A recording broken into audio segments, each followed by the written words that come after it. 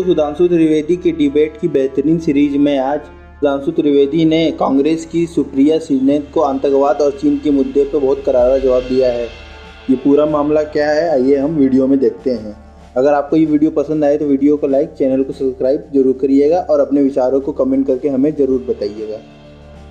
अब ये कहते हैं चीन के अतिक्रमण की बात, अब जिनके दिमागों के ऊपर चीन ने अतिक्रमण कर रखा है कॉन्ट्रैक्ट्स के थ्रू, अब उसके लिए क्या करें। चाइना को हमने, अब ये लोग ये बहुत सेंटेंस बोलते हैं, चाइना को हमने, चाइना के शी जिनपिंग को झूला झुलाया था। बताएं कैसा झूला झुलाया उन्होंने। आज मैं पूछूं, चाइना के साथ दुनिया के कौन से देश खड़े हैं? सिर्फ दो, नॉर्थ कोरिया और पाकिस्तान। चाइना का नक्शा याद करिए, इधर है पाकिस्तान, इधर नॉर्थ कोरिया। वो झूला झूल रहा, north Korea Pakistan, north Korea Pakistan, north Korea Pakistan, बाकी खत्म। और इन्होंने कहा बदलाव आया। तो मैं ये भी बताना चाहता हूं, जब हमारी सरकार नहीं थी, मैं आपसे पूछता हूं 2014 से पहले देश का कौन सा ऐसा क्षेत्र था धमाके नहीं होते। आतंकवादी हमले, चंडीगढ़ में धमाके, दिल्ली में धमाके, बंबई में धमाके, पुणे, नासिक, लखनऊ, फैजाबाद, गुवाहाटी, हैदराबाद, चेन्नई, बेंगलुरु, कौन सी ऐसी जगह थी? चलती ट्रेन में धमाके, चलती बस में धमाके, पार्क पे जाइए तो लिखा रहता था छूना नहीं धमाका हो सकता, बस अड्डे पे जाइए, रेलवे स्टेशन पे जाइए धमाका हो सकता। और उसके बाद 26/11 के हमले के 9 महीने बाद शर्म एल शेख में पाकिस्तान से ज्वाइंट डिक्लेरेशन करते हैं जिसमें बलूचिस्तान भी हिस्सा होता है। यानी हम मान लेते हैं कि हम उसमें इन्वॉल्व हैं। और क्या कहते हैं? आतंकवाद की घटना से शांति वार्ता प्रभावित नहीं होगी। यह शर्म एल शेख जुलाई 2009, 9 महीने के बाद का डिक्लेरेशन है 26/11 के। और हमने क्या कहा? मोदी जी ने कहा आतंकवाद और वार्ता साथ साथ, और उससे यह बदलाव आया।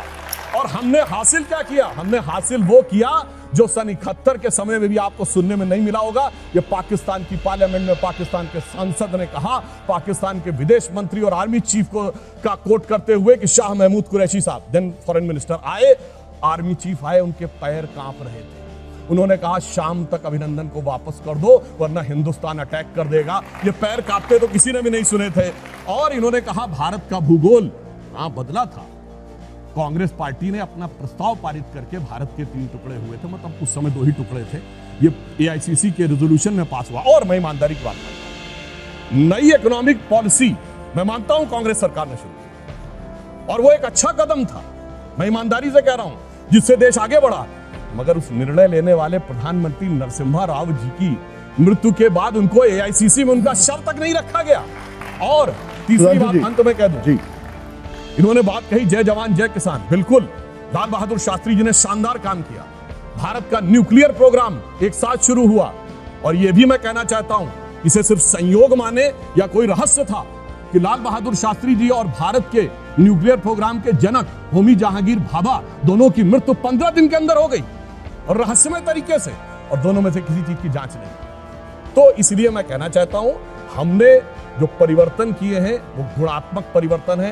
अब भारत एक समृद्धशाली, मजबूत, स्वाभिमानी, गौरवशाली राष्ट्र है जिसमें इतना वित्तीय भर का भी विदेशी प्रभाव नहीं। सुप्रिया जी, इनका ये कहना है कि आपने सिस्टम्स को बहुत कॉम्प्लिकेट कर दिया था, बहुत जटिल कर दिया था, हमने उनको आसान कर दिया। सुधांशु जी का ये कहना है कि हमने कई जगह टेररिज्म रोका, हमने पाकिस्तान को उसकी भाषा में जवाब दिया। उनका ये भी कहना है कि इकोनॉमिक ग्रोथ आज की तारीख में भारत की सबसे अच्छी है विज़ावी बाकी कंट्रीज। आपका इस पे टेक क्या है? अधकचरा ज्ञान जो होता है ना, वो बड़ा खतरनाक होता है।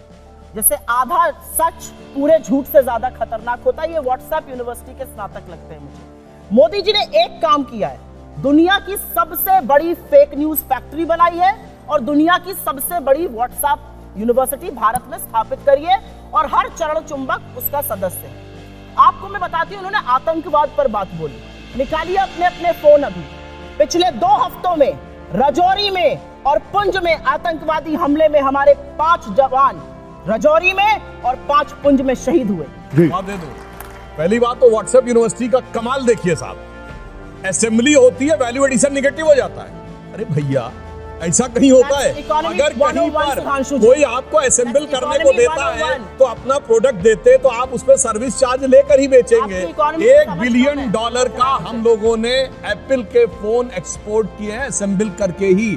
25% आईफोन 14 भारत में बने हैं। इसे कहते हैं व्हाट्सएप यूनिवर्सिटी या राहुल गांधी यूनिवर्सिटी, आप जो भी समझ लीजिए। अब दूसरी बात मैं कहना आप चाहता चलाते हूँ, हैं। दूसरी, अरे भाई आपने जुमलों के सरदार और आप लोग हैं भाई। हमने आतंकवाद कौन की नहीं इतनी घटनाएं उत्तर से दक्षिण तक बता दी, अब दक्षिण कश्मीर के 4 जिलों में रह गया है, वो दिखाई नहीं पड़ा, उसके लिए इनको आंकड़े चाहिए। पर मैं कह सकता हूं हमारी सरकार के किसी नेता ने आतंकवादियों के लिए आंसू नहीं बहाए। हम ये कह सकते हैं हमारे किसी नेता ने आतंकवादियों के लिए पलक पावड़े नहीं बिछाए।